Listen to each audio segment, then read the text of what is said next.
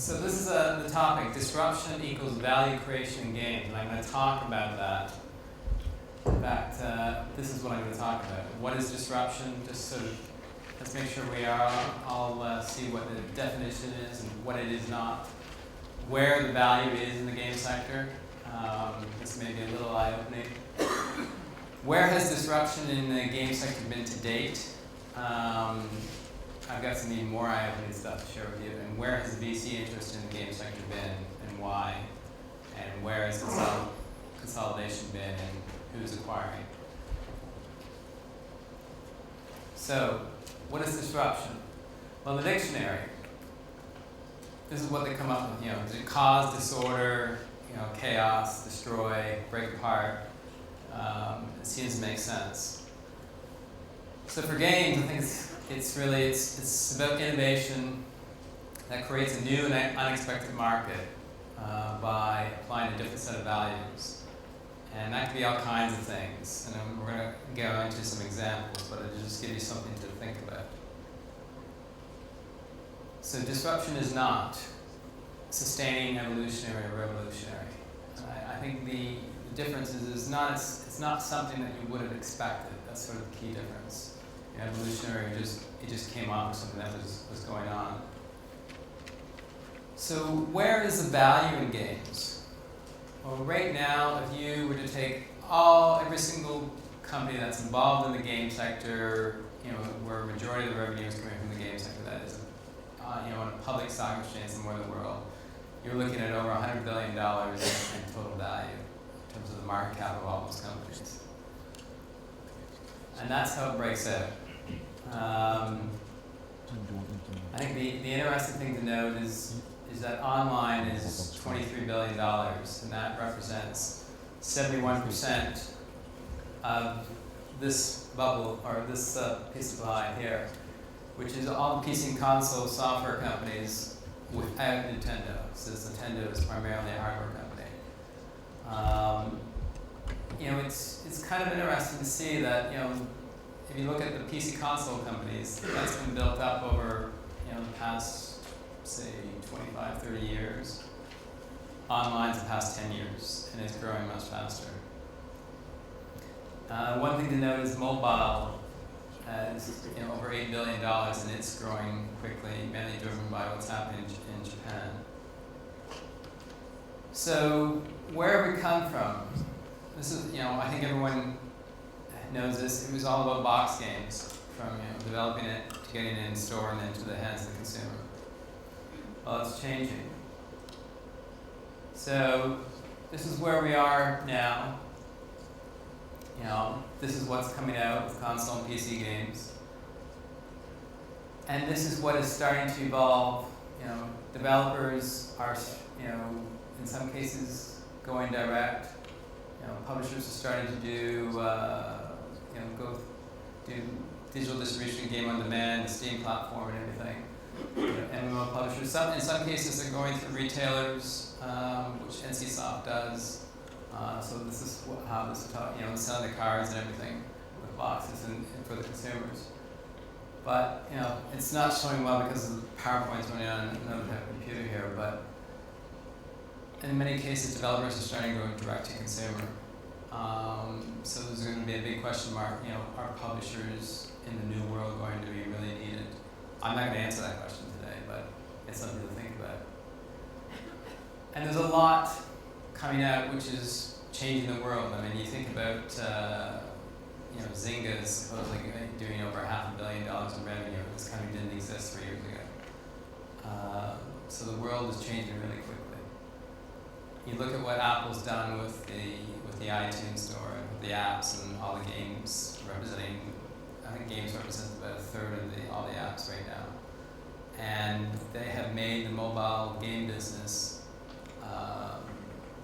They've made it profitable for a lot of companies that just couldn't make money on the mobile area, or they've just decided to go into mobile games and drop everything that they've been doing before.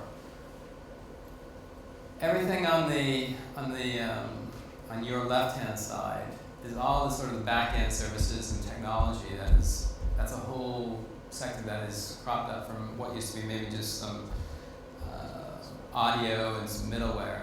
You have a whole bunch of services from offer companies, advertising companies, browser game engines, payment platforms, and those companies are needed. Analytics. I think you're going to see a lot of innovation and disruption. I mean, Matt mentioned that I raised money for Unity Technologies. That company's come out of nowhere in 2 years to really dominate the whole game engine for browsers and on iPhone and Android now and so on. So moving on. This is not meant to be read bubble by bubble, just so you know. This is just meant to be impactful. So just explain it. So the bottom axis going from your left to right is from casual companies all the way over to hardcore to Blizzard with a big green bubble. And all the bubbles is representative of revenue on an annual basis. On your left-hand side, the left-hand axis is going from single game companies to multi-game companies at the top. So you've got Shandy Games, the big yellow bubble, doing a mix of games, and then over here, Zynga's sort of that reddish bubble. Just to give you a sense of what I'm talking about. So I'd say you can divide it up really to this PowerPoint slide into 1/3. So really from here over is sort of pure hardcore. In the middle is a mix of sort of casual MMOs, or just where they've got a sort of a mix of casual and hardcore. And then from this third over is just really casual. And if you think about all the games that are now coming out on Facebook and MySpace and all that social stuff, it's all over there because it's all pretty simple stuff. There's 260 companies on there, and these are just the ones that are generating, let's say at least a few $1 million a year in revenue in online that I identified. And then it's global. I mean, most of the stuff is coming from Asia. But you're looking at almost $14 billion in annual revenues already. And there's probably another 500 companies that are not on here because there's new online companies literally starting up every single week because they can realize in the Facebook's case you can make a game for $50,000, $100,000 and you can start generating revenues within 8 to 12 weeks. So this is we're going to talk a little bit of detail about first mover disruptive game companies. And I'll just talk a bit about this to explain it. So in 2000, NCSoft, as a Korean company that had started in 1997, really was the first MMO company. They started at a time when the whole Korean economy was in a terrible recession. So the government decided to invest big time in rolling out broadband, throughout the country. And there was a lot of people at home with nothing to do, so NCSoft was giving these games away for free, and they got hooked and just started spending money on it. And they went public with a market cap of $100 million, approximately, in the year 2000. Then in 2001, so NCSoft from start to there was about, I think, about 3.5 years. PlayJam, they were a company making games for pay TV networks around the world. They were acquired for $69 million in 2001. They'd only been around a year and a half. So they generated a fair amount of value in a very short time period. Dana started off as an e-commerce company in 1999, and they're based in Japan. Now they're the dominant mobile social games network in Japan. And they have I'll talk a bit more about that in a second. So when they went public in 2005, after about 6.5 years, they were still predominantly just doing services for mobile. But I'll explain, basically, I think in the most recent quarter, games, for the first time, became the majority of their revenues. because they're just serving up games in their mobile social network, and they now talk about doing mobile social game network, and they've done an alliance with Yahoo for social gaming in Japan and everything. So just give you an idea of sort of the impact that's starting to happen. So they went public for about $280 million equivalent at that time. Jamdat was really the first successful mobile game company.